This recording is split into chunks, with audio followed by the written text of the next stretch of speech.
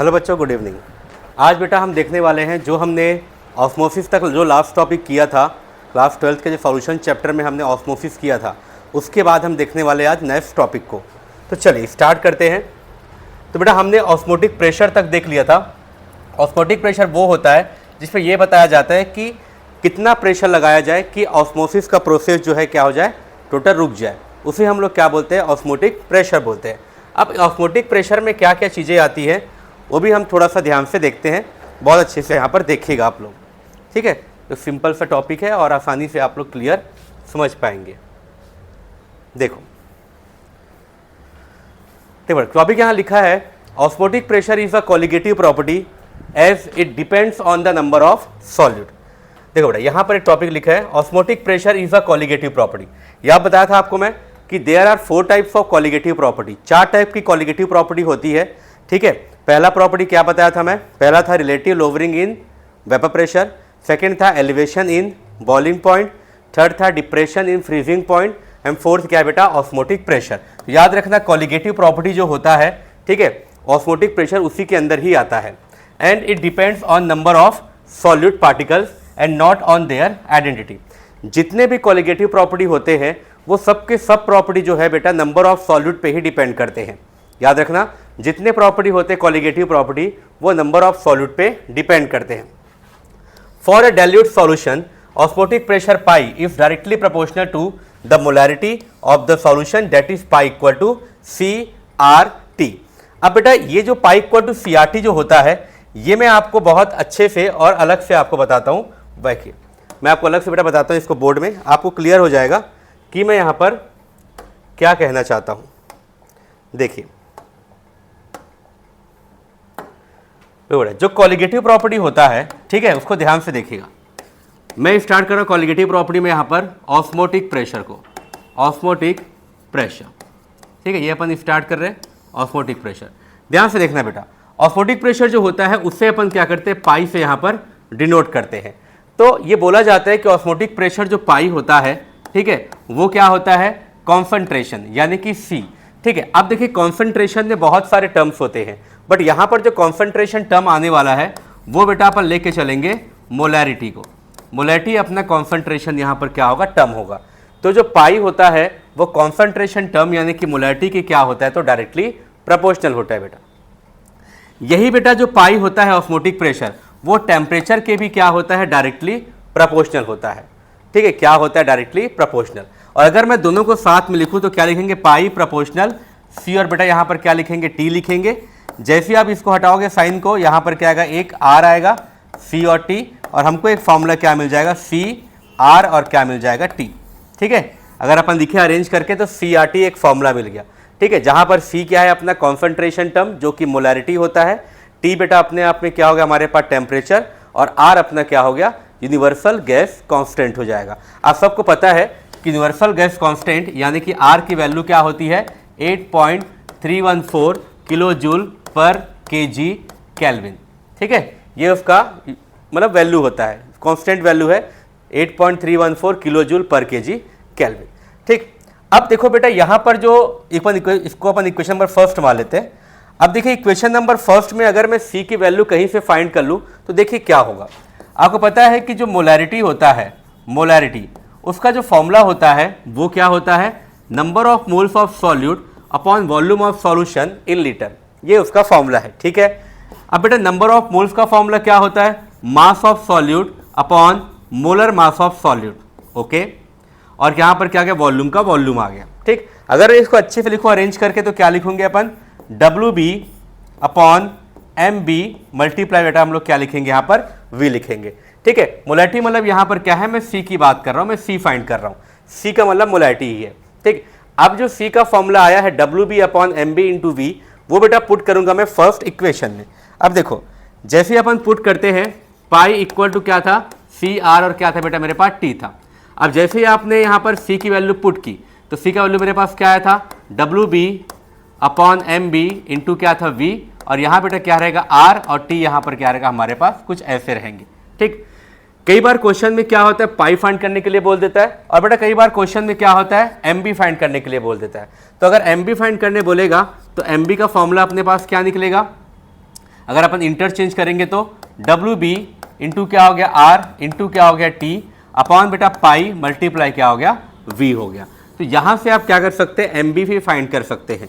M B यहाँ पर क्या शो कर रहा है, एम बी यहाँ पर शो कर रहा है मोलर मास या मोलर मास ऑफ सॉल्यूट, ठीक है, ये शो कर रहा है इसको, मोलर मास ऑफ क्या हो जाएगा, सॉल्यूट हो जाएगा, ठीक। तो ये अपना फॉर्मूला होता है किसका, ऑस्मोटिक प्रेशर का, यानी कि पाई का। चलो अब इसके बाद अपन आते हैं पीडीएफ में फिर से, ठीक बेटा, वही यहाँ पर फॉर्मूला लिखा है देखो, ठीक, कि M2 मतलब यहाँ पर MB है, मैं MB लिया हूँ, इसने M2 लिया हुआ है, वही है, ठीक है। W2 लिया बेटा, मैं इसको क्या WB लिया हूँ, बाकी RT अपॉन पाई भी सेम एज इट इज यहाँ पर लिखे हुए हैं। अब देखिए ऑस्मोटिक प्रेशर के बेस पे यहाँ पर क्या किया जाता है बेटा, ऑस्मोटिक प्रेशर के बेस पे यहाँ पर सॉल्यूशन के कुछ टाइप्स निकलते हैं, ठीक है, उस टाइप को आप ध्यान से देखना। जैसे फर्स्ट आपको क्या दिख रहा है, आइसोटोनिक सॉल्यूशन, सेकंड क्या दिख रहा है, हाइपरटोनिक सॉल्यूशन, और थर्ड क्या दिख रहा है, हाइपोटोनिक सॉल्यूशन। तो तीन टाइप के यहाँ पर सॉल्यूशन आपको दिख रहे हैं ऑस्मोटिक प्रेशर के बेस पे।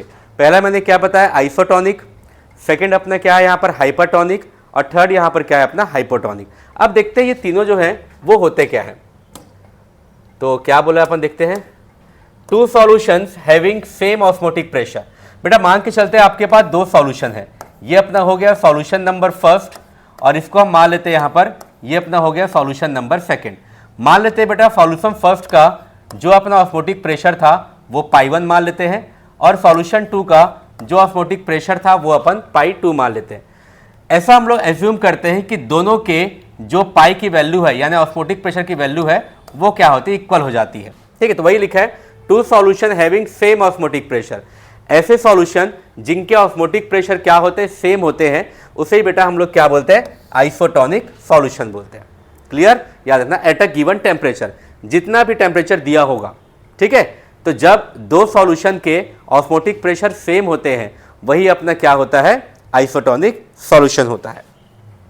नेक्स्ट देखते हैं बेटा इसके बाद जो अगला यहां पर बताया गया हाइपरटोनिक सॉल्यूशन। अब क्या लिखा है, if a solution has more osmotic pressure.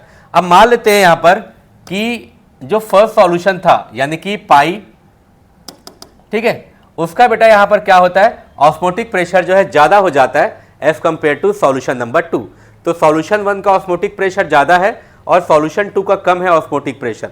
तो हम क्या बोलेंगे यहां पर, if a solution has more osmotic pressure, ठीक है, इसमें जिस सॉल्यूशन का ऑस्मोटिक प्रेशर ज्यादा रहेगा as compare to other solution, किसका ज्यादा है बेटा, अभी सॉल्यूशन नंबर 1 का, तो इसे ही हम लोग क्या बोलेंगे, हाइपरटोनिक। तो सॉल्यूशन 1 अपना क्या बन जाएगा, हाइपरटोनिक सॉल्यूशन बन जाएगा। क्लियर, याद रखना, ठीक, अच्छे से। जिस सॉल्यूशन का ऑस्मोटिक प्रेशर ज्यादा होगा वो अपना क्या बन जाएगा, हाइपरटोनिक सॉल्यूशन। और बेटा जिस सॉल्यूशन का ऑस्मोटिक प्रेशर कम होगा, किसका कम है यहाँ पर, पाई 2 का, तो वो अपना क्या बन जाएगा, हाइपोटोनिक सॉल्यूशन बन जाएगा बेटा। क्या बन जाएगा, हाइपोटोनिक सॉल्यूशन बन जाएगा। क्लियर, अच्छे से याद रखना, जिस सॉल्यूशन का ज्यादा होता है वो हाइपरटोनिक और जिसका कम होता है उसको हम क्या बोलते हैं, हाइपोटोनिक सॉल्यूशन। चलो समझ गए आप लोग, आगे देखिए इसमें नेक्स्ट यहाँ पर बोला गया है रिवर्स ऑस्मोसिस। देखिए मैंने आपको एक हल्का सा हिंट दिया था बेटा कल, आरओ करके, ठीक है, आर और ओ। आपको पता ही है कि टीवी में जो ऐड आता है केंट आरओ, ठीक है, तो उस आरओ में आरओ का फुल फॉर्म क्या होता है, यह जब भी हम जाते हैं तो आरओ का वाटर ऐसा हम बोलते हैं। बेटा आर मतलब यहां पर होता है रिवर्स और ओ मतलब यहां पर होता है ऑस्मोसिस, तो इसको हम लोग क्या बोलते हैं, रिवर्स ऑस्मोसिस।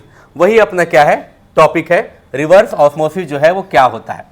तो क्या लिखा है, the process of movement of solvent through a semi permeable membrane from the solution to the pure solvent by applying excess pressure on solution side is called reverse osmosis. अब देखिए अगर आपको clear नहीं हुआ तो मैं आपको एकदम नॉर्मली और बहुत अच्छे से बेटा बताता हूं, ठीक है, आप लोग ध्यान से देखिएगा, क्लियर हो जाएगा कि ऑस्मोसिस और रिवर्स ऑस्मोसिस में क्या डिफरेंस होता है। तो चलो एक बार शुरू से एकदम सिंपली अपन देखते हैं। पहले अपन क्या करते हैं, एक यहां पर डायग्राम बना लेते हैं इस तरीके से, और नो इसको हटा देते 2 मिनट के लिए, ब्लैक कलर यूज करते हैं। चलो एक बड़ा सा कंटेनर बनाते हैं पहले अपन, ठीक बेटा, ये अपना बन गया, ठीक। यहाँ पर अपन बीच में लगा लेते हैं एक सेमी परमेबल मेम्ब्रेन लगा देते हैं, ठीक है। ये मान लेते हैं इस तरीके से, ये को लगा दिया, ठीक। अब मान लेते हैं कि इस साइड बेटा सॉल्वेंट भरा हुआ है, क्या हो रहा है यार, ठीक। मान लेते हैं इस साइड अपना सॉल्वेंट भरा हुआ है,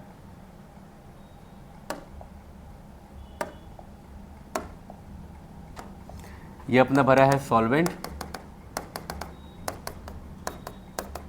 ऐसा अपन मान लेते हैं, ठीक है। ये और इस साइड मान लेते हैं जो भरा हुआ है वो क्या है अपना सॉल्यूशन, ये है बेटा अपना सॉल्यूशन, ठीक। तो ये हो गया अपना सॉल्यूशन, ठीक है। और बेटा ये क्या हो गया अपना सॉल्वेंट, ठीक है। सॉल्वेंट अभी कौन से फॉर्म में है, प्योर फॉर्म में है, ठीक है। और सॉल्यूशन तो फिलहाल मिक्स होता है, किसका मिक्स होता है, ये सॉल्यूट प्लस सॉल्वेंट का क्या होता है, तो मिक्स होता है, ठीक है। अब यहाँ पर बेटा ये जो आपको दिख रहा है पॉइंट, ये जो है इसे हम बोलते हैं एसपीएम, यानी कि सेमी परमिएबल मेम्ब्रेन। अब क्या होता है, इसकी खास बात क्या होती है समझो। ये क्या करता है, देखो जैसे सॉल्यूशन में बेटा क्या सॉल्यूट और सॉल्वेंट है तो उनको उधर घुसने से रोकता है, लेकिन जो प्योर सॉल्वेंट होता है उनको ये आर पर जाने देता है। मतलब जो प्योर सॉल्वेंट के जो पार्टिकल होंगे वो क्या करेंगे, एसपीएम को क्रॉस करके क्या करेंगे, यहाँ पर कहाँ जाएंगे, टुवर्ड्स द सॉल्यूशन, ठीक है। जब प्योर सॉल्वेंट के पार्टिकल एसपीएम को क्रॉस करके टुवर्ड्स द सॉल्यूशन जाते हैं तो उसे ही हम क्या बोलते हैं, ऑस्मोसिस। ये ऑस्मोसिस है, ठीक है। प्योर सॉल्वेंट का क्या होता है, लो होता है कॉन्सेंट्रेशन, और सॉल्यूशन का तो क्या आप जानते ही हैं क्या होता है, हाई होता है कॉन्सेंट्रेशन। तो हम क्या बोलेंगे कि यहाँ पर जो पार्टिकल्स होते हैं वो लो से कहाँ जाते हैं, हाई कॉन्सेंट्रेशन जाते हैं। ये बेटा ऑस्मोसिस है, ये ऑस्मोसिस है, ठीक। चलो अब एक डायग्राम और जल्दी बनाते हैं अपन, ठीक है, तो आपको और अच्छे से क्लियर हो जाएगा। ध्यान से देखिएगा ना। तो हमने यहाँ पर क्या किया, एक और बॉक्स बना लिया, ठीक बेटा, एक और बॉक्स बनाते हैं अपन, ठीक। थोड़ा सा अलग बन गया है, कोई दिक्कत नहीं है, ठीक। यहाँ बना लेते हैं अपन इस तरीके से, ठीक। और यहाँ बेटा अपन मान लेते हैं इधर क्या है, अपना पूरा सॉल्यूशन भरा हुआ है, ठीक। ये अपना हो गया सॉल्यूशन, ठीक। इधर क्या था, अपना प्योर सॉल्वेंट था, जो फिर आप देखो सेम डायग्राम है, मैं बता रहा हूँ। अब बेटा यहाँ पर क्या होता है, आपको ऑस्मोसिस प्रेशर बता रहा हूँ मैं। तो बेटा सॉल्यूशन की साइड ना एक पिस्टन लगाया जाता है, ये होता है पिस्टन, और इसके ऊपर लगाया जाता है एक अपना पिस्टन एंड सिलेंडर लगाया जाता है, जहाँ से अब हम प्रेशर अप्लाई करते हैं बेटा, इसी प्रेशर को हम क्या बोलते हैं, पाई बोलते हैं। तो याद रखना, ये जो बेटा प्योर सॉल्वेंट के पार्टिकल जो इधर आ रहे थे, क्या प्रोसेस करते, ऑस्मोसिस प्रोसेस करके। तो बेटा जब याद रखना प्रेशर कहाँ लगाना है, प्योर सॉल्वेंट के साइड नहीं, सॉल्यूशन के साइड ही आपको प्रेशर लगाना है। तो बेटा आपको इतना प्रेशर लगाना है कि ये जो पार्टिकल जो इधर आ रहे थे वो इधर ना आ पाए, ठीक है, वो इधर ना आ पाए, मतलब उनका आने का जो प्रोसेस है वो रुक जाए। तो बेटा उस प्रेशर पे जिस पे ये आना रुक जाते हैं उसे ही हम लोग क्या बोलते हैं, ऑस्मोटिक प्रेशर बोलते हैं, ऑस्मोटिक प्रेशर। तो ऑस्मोटिक प्रेशर क्या होता है, ऑस्मोटिक प्रेशर एक ऐसा प्रेशर होता है जिसको सॉल्यूशन के साइड लगाने पर प्योर सॉल्वेंट के पार्टिकल जो होते हैं वो एसपीएम को क्रॉस करके नहीं आ पाते, मतलब कि ये जो इस तरह जा रहे थे वो नहीं जा पाते, वो रुक जाते हैं, ठीक है। यहां तक कोई दिक्कत नहीं है बेटा, ठीक। लेकिन यहां पर आता है एक केस, अब वो केस को ध्यान से देखना, ठीक है। वो केस क्या होता है, आपने क्या किया, पाई को लगाया, पाई लगाने से क्या हुआ, इधर के पार्टिकल इधर आना रुक गए, मतलब कि लो पार्टिकल हाई कॉन्सेंट्रेशन की जाना बंद हो गए, ठीक है, सब बढ़िया चल रहा था। लेकिन जब प्रोसेस रुक चुका है उसके बाद अगर आप प्रेशर को और बढ़ाओ, ठीक है, आप बोले नहीं रुक तो गया लेकिन प्रेशर में और बढ़ाऊंगा, तो बेटा आपने प्रेशर और बढ़ाया तो अब हो जाता है उल्टा। अब सॉल्यूशन में क्या क्या बताया था आपको मैं, क्या क्या होता है, सॉल्यूट और क्या होता है बेटा, सॉल्वेंट। अब उस समय अगर आप प्रेशर बढ़ाओगे तो सॉल्यूशन का जो सॉल्वेंट होगा, सॉल्यूट नहीं, जो सॉल्वेंट होगा वो इधर जाना स्टार्ट कर देगा, क्लियर। तो प्रोसेस रिवर्स हुआ, पहले यहां से अपन यहां जा रहे थे, अब बेटा हम यहां से यहां जा रहे हैं, इसी को बोलते हैं रिवर्स ऑस्मोसिस, ठीक है। तो जब ऑस्मोटिक प्रेशर से ज्यादा प्रेशर और अप्लाई किया जाता है, ठीक है, किधर साइड, सॉल्यूशन के साइड, तो सॉल्यूशन का जो सॉल्वेंट होता है वो क्या होता है, प्योर सॉल्वेंट के साइड जाना स्टार्ट कर देता है, इसे हम क्या बोलते हैं, रिवर्स ऑस्मोसिस बोलते हैं बेटा। और इसी से पानी को साफ किया जाता है, ठीक है, जिससे आप आरओ का पानी पीते हो एकदम साफ पानी, ऐसा बोला जाता है। ये है रिवर्स ऑस्मोसिस, ठीक है, जस्ट उल्टा प्रोसेस, ठीक, अच्छे से याद रखिएगा। रिवर्स ऑस्मोसिस क्या होता है। अब आरओ तो आपने पढ़ लिया है, ठीक है। अब यहां पर देखिए बेटा, नेक्स्ट जो टॉपिक आता है क्या है, colligative properties help in calculation of molar mass of solid. ठीक है, याद रखना जितने भी कॉलिगेटिव प्रॉपर्टी होते हैं, क्या क्या होते हैं colligative property, relative lowering in vapour pressure, elevation in boiling point, depression in freezing point and osmotic pressure बेटा, या ऑस्मोसिस। ये जितने भी चारों चीजें होते हैं, ये चारों चीजें बेटा आपको मदद करते हैं एमबी फाइंड करने में। एमबी मतलब क्या होता है, मोलर मास ऑफ सॉल्यूट को फाइंड करने में क्या करते हैं, आपकी हेल्प करते हैं। याद रखना, मोलर मास ऑफ सॉल्यूट को फाइंड करने में आपकी हेल्प करते हैं। ठीक है, अब बेटा नेक्स्ट टॉपिक आता है। देखो नेक्स्ट टॉपिक जो है वो है अपना एबनॉर्मल मोलर मास। ये थोड़ा देखना, ये आपके लिए एकदम नया टॉपिक है। एबनॉर्मल मोलर मास जो है, इस थोड़ा अपन हटा देते हैं, एबनॉर्मल मोलर मास। ठीक है, देखिए क्या होता है, अच्छा टॉपिक है। इसी के बाद एक फैक्टर आता है ना, एबनॉर्मल मोलर मास, ये अपना टॉपिक है, ध्यान से देखना बेटा क्या होता है ये। Molar mass that is either lower और हायर देन एक्सपेक्टेड और normal molar mass is called abnormal molar mass. ठीक है बेटा, देखो एकदम सिंपल से एग्जांपल है, मैंने NaCl लिया। पहले मैं क्या करता हूं, NaCl का नॉर्मल मास निकालता हूं। कैसे निकालेंगे भाई, Na का मास कितना होता है 23 और Cl का मास कितना 35.5। ये बेटा कौन से मास है, ये इसके एटॉमिक मास है। इसको आपने सम किया तो क्या आ गया, 58 पॉइंट क्या आ गया 5 आ गया बेटा। ये अपना एक्सपेक्टेड है, ठीक है, या ये अपना क्या है कैलकुलेटेड है। ठीक है, या इसको बेटा क्या बोलते हैं अपन, नॉर्मल मास बोलते हैं। ठीक, अगर मैं NaCl का मास जब निकालता हूं बेटा, और उसका मास जो होता है मेरे एक्सपेक्टेशन से, ठीक है, मैं इतना एक्सपेक्ट कर रहा हूं कि इतना आएगा, ठीक है, नॉर्मल मास इतना होना चाहिए, बट क्या होता है इससे कम या इससे ज्यादा आ जाता है। फॉर एग्जाम्पल 57 आ गया या 59 आ गया, कम आ गया या तो क्या हो गया ज्यादा आ गया। ठीक है, तब उस मास को हम लोग क्या बोलते हैं, एबनॉर्मल मोलर मास बोलते हैं। क्लियर, याद रखना, अगर मास आपका जो एक्सपेक्टेड मास है अगर उससे कम या उससे ज्यादा आ जाए, जितना आप सोचे हो उससे ज्यादा या उससे कम आ जाए, उसे ही बोलते हैं अपन एबनॉर्मल मोलर मास बोलते हैं बेटा। और इसी के बाद एबनॉर्मल मोलर मास के बाद जो टॉपिक आता है वो अपना होता है वांट ऑफ फैक्टर। ठीक है, तो देखना क्या होता है वांट ऑफ फैक्टर अच्छे से आप लोग। ठीक है, टॉपिक है वांट ऑफ फैक्टर। ये टॉपिक है वांट ऑफ फैक्टर। पहली बात है याद रखना, वांट ऑफ फैक्टर को हम किससे दिखाते हैं, आई से, स्मॉल आई से शो करते हैं। ठीक है, ये लिखा भी है i, account for the extent of dissociation.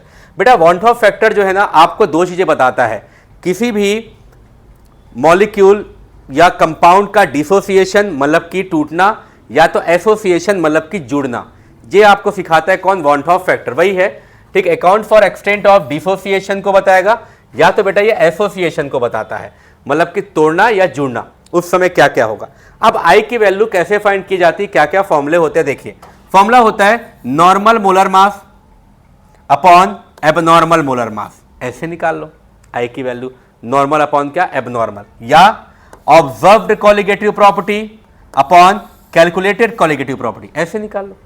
Observed colligative property और ठीक है जितना आपने ऑब्जर्व किया और अपॉन जितना आपने कैलकुलेट किया, ठीक है, वो हो गया अपना। ठीक है, या तो ऐसे निकाल लो, number of moles of particle after association या डिसोसिएशन, मतलब कि टूटने के बाद और जुड़ने के बाद जितने नंबर ऑफ पार्टिकल थे total, upon total number of particle before association dissociation, मतलब टूटने या जुड़ने के पहले जितने पार्टिकल थे, अपॉन टूटने या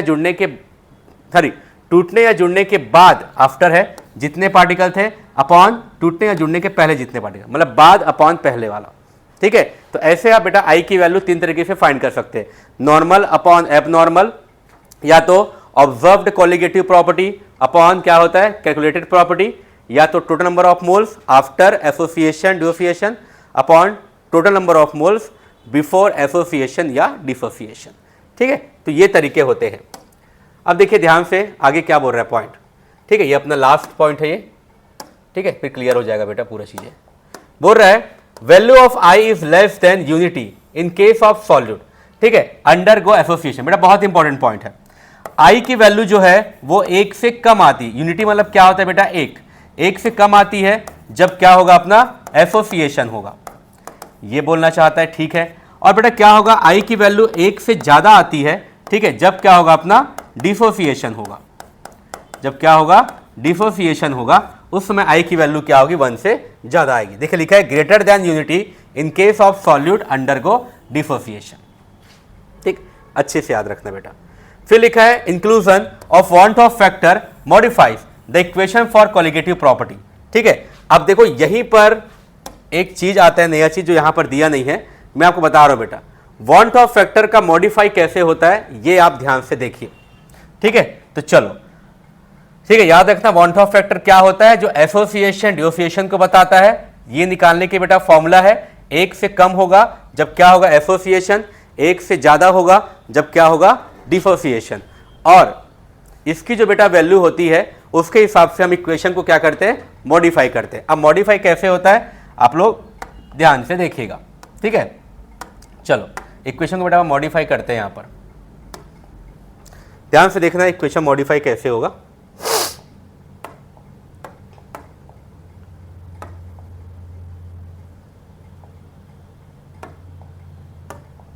चलो देखो एकदम सिंपली अपन स्टार्ट करते हैं। ठीक है, नॉर्मल एकदम।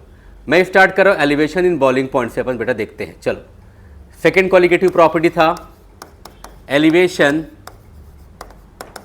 इन बॉइलिंग पॉइंट। ठीक है, इसका बेटा जो हमने फॉर्मूला निकाला था वो क्या था, del T B is equal to K B multiply W B, B capital लेते हैं, multiply 1000 upon M B into W A. ये फॉर्मूला किसका होता है, एलिवेशन इन बॉइलिंग पॉइंट का। बेटा इस फॉर्मूले से दो चीज़ निकाल सकते हैं, या तो आप डेल टी बी फाइंड कर लीजिए, ठीक बेटा, या इसी फॉर्मूले से आप एम बी भी फाइंड कर सकते हो। कैसे, आप एम बी को क्या करेंगे टी बी से इंटरचेंज कर लो। लेकिन बेटा जब एलिवेशन इन बॉइलिंग पॉइंट का क्वेश्चन आता है, ठीक है, और उस समय अगर उस क्वेश्चन में आपको ये वर्ड मिल गया डिसोसिएशन या एसोसिएशन, बेटा अगर आपको ये वर्ड मिल जाते हैं, ठीक है, उस समय एक चीज याद रखना, ठीक है, फॉर्मूला ये नहीं रहेगा, फॉर्मूले में चेंजेस क्या होगा, K B into W B into 1000 upon M B into क्या हो गया डब्ल्यू ए। बेटा तो इस फॉर्मूले में नया चीज क्या आता है, यहां पर बेटा सामने में आपको आई लगाना पड़ता है, ये वो फर्क है। ठीक है, अगर elevation in boiling point question normal दिया हुआ है तो आप ऐसे निकालो, लेकिन अगर उसके फॉर्मूले में बेटा क्या हुआ एसोसिएशन डिसोसिएशन ऐसा वर्ड मिल गया तो आपको आई लगाना पड़ेगा। मैं क्वेश्चन कराऊंगा इसका आपको ताकि कोई दिक्कत ना, अभी हम फॉर्मूला देख लेते हैं। ठीक है, ये याद रखना। सेकेंड देखो, थर्ड जो अपन पढ़ते हैं वो है क्या अपना depression in freezing point, depression in freezing point. ठीक बेटा, इसका जो फॉर्मूला होता है डिप्रेशन इन फ्रीजिंग पॉइंट का, वो फॉर्मूला क्या होता है, del T F is equal to K F multiply W B into 1000 upon M B into क्या होता है डब्ल्यू ए। ये फॉर्मूला है बेटा। ठीक, इससे आप वही फिर से आप इससे एम बी फाइंड कर सकते हो और इससे डेल टी एफ दोनों फाइंड कर, मेनली क्वेश्चन में एम बी और डेल टी एफ फाइंड करने के लिए ही आता है। लेकिन अगर इसी के क्वेश्चन में अगर आपको डिसोसिएशन, ठीक बेटा, या एसोसिएशन ऐसे बेटा अगर आपको वर्ड मिल जाते हैं तो उस समय फॉर्मूला क्या होगा change, del T F equal to K F into W B into 1000 upon M B into W A. बस बेटा क्या करना है आपको यहाँ पर आई वर्ड लगा देना है। ठीक है, क्या लगाना है आपको यहाँ पर आई वर्ड लगा देना है। क्लियर, अगर ये दिखता है तो ठीक है भाई। फोर्थ प्रॉपर्टी जो था अपना वो क्या था, ऑस्मोटिक या ऑस्मोसिस बोलते हैं, ऑस्मोटिक प्रेशर। ठीक है, कलर को मत ध्यान देना बेटा, है ना। तो इसका जो फॉर्मूला होता है पाई इक्वल टू क्या होता है अपना सी आर टी, ये इसका मेन फॉर्मूला होता है। लेकिन फिर अगर इसमें डिसोसिएशन या एसोसिएशन वर्ड दिख जाता है इसके क्वेश्चन में तो चेंजेस क्या होंगे बेटा, pi is equal to I C R T हो जाएगा। बस क्या करना है आपको यहाँ पर एक नया वर्ड क्या होता है आई वर्ड आपको यहाँ पर यूज करना पड़ेगा। ठीक है, याद रखना आई वर्ड बेटा आपको लगाना पड़ेगा, तो फॉर्मूला अपने पास क्या हो जाएगा आई सी आर टी हो जाएगा। क्या होगा आई सी आर टी। बस यही फर्क होता है, ठीक है, डिसोसिएशन में और किस में होता है बेटा एसोसिएशन में। ठीक, ये अच्छे से याद रखना तो आपको क्लियर हो जाएगा। ठीक है, ज़्यादा टफ चैप्टर नहीं है, इसके न्यूमेरिकल क्वेश्चन जो होते हैं काफ़ी क्या होते हैं बेटा, सिंपल ही आते हैं, एकदम सिंपल से होते हैं। ठीक, नेक्स्ट क्लास में अपन देखेंगे इसके न्यूमेरिकल क्वेश्चन को ध्यान से। Thank you.